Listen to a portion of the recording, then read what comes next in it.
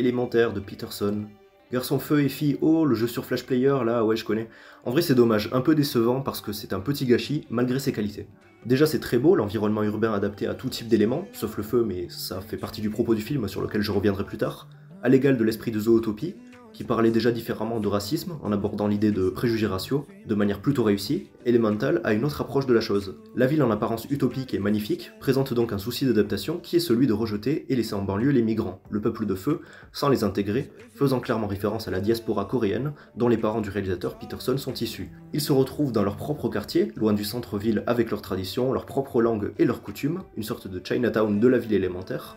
On y suit Flamme, la fille de deux migrants de feu, tenant une boutique de verrerie, qui rencontre Flack, un aquatique, inspecteur des eaux, qui va les amender et menacer de faire fermer leur boutique à la suite de problèmes de canalisation. Flamme, avec son aide, va donc essayer de régler le problème de fuite pour sauver la boutique de son père, et les deux opposés vont finir par tomber amoureux, étant tous les deux débordés par leurs émotions, Flamme par sa colère et Flack par sa sensibilité. Flamme est présenté à un autre problème, celui de l'intolérance de ses parents envers les aquatiques, qui les ont rejetés toute leur vie, là où celle de Flack fait plutôt preuve de tolérance. Si ces enjeux administratifs ne sont pas très alléchants, le concept étant de plus assez éculé,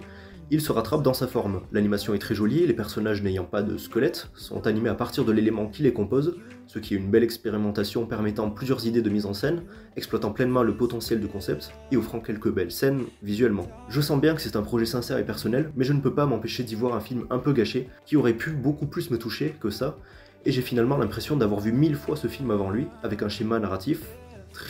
trop respecté, et des dialogues romantiques trop paresseux, rendant le film niais malgré lui, en plus d'aller trop rapidement à ce niveau-là. Un film un peu plus profond se cachait derrière ce concept, ça se sent, mais il ne fait que gratter la surface de son fond au profit de sa forme. Rien de vraiment impressionnant finalement, on parle de manière peu subtile de mixité raciale, de classe sociale, du fait que la famille de Flack n'a pas le même mérite que celle de Flamme qui a travaillé toute sa vie, et c'est finalement bien en dessous d'un Zootopie à ce niveau-là, qui était pourtant déjà très américain dans son approche. On est bien loin des Pixar des années 2000, leur chef-d'œuvre pré-vice-versa, qui était pour moi leur dernier grand film réussi, même si Soul était quand même très bien. Pourtant, quelques éléments laissent à penser que le sous-texte social aurait pu être plus approfondi, comme le fait que les bâtiments de la ville soient en verre, comme le dit la mère de Flack, ce qui laisse penser que la ville a été bâtie sur le travail des migrants de feu, le fait qu'elle propose un travail plus onéreux à Flamme, nous montrant que la méritocratie n'existe pas non plus dans ce monde, Flamme réussissant par pistonnage, et pas par son travail, plutôt pour son talent. Il manque de prise de risque pour être un grand film, c'est finalement trop classique malgré sa sincérité, la romance ne fonctionne pas totalement et ça m'attriste étant le centre du film.